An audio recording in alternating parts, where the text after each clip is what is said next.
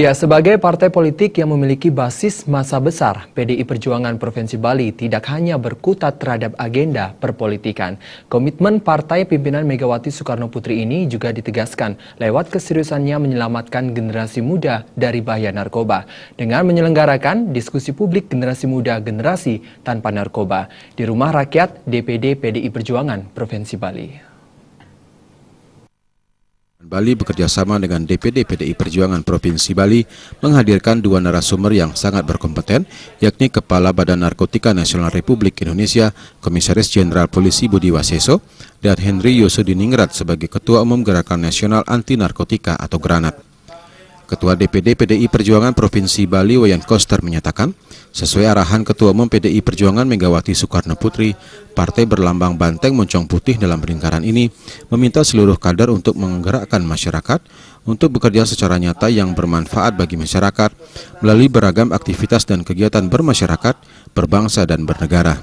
Wayan Koster juga mengatakan PDI Perjuangan tidak hanya berkutat pada agenda politik, namun partai politik juga sebagai wahana untuk mengartikulasikan kepentingan dan aspirasi masyarakat lewat kegiatan yang berguna manfaat bagi masyarakat secara luas.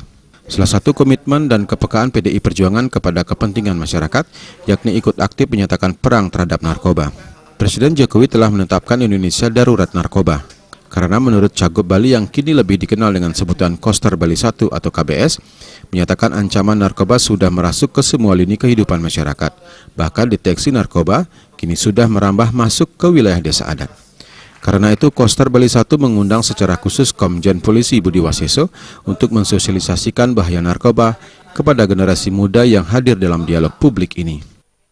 Kami diarahkan oleh Ibu Ketua Umum agar partai sesuai dengan undang-undang partai politik itu menggerakkan masyarakat, bekerja, berbuat secara nyata yang bermanfaat untuk masyarakat melalui berbagai bidang kehidupan bermasyarakat, berbangsa, dan bernegara.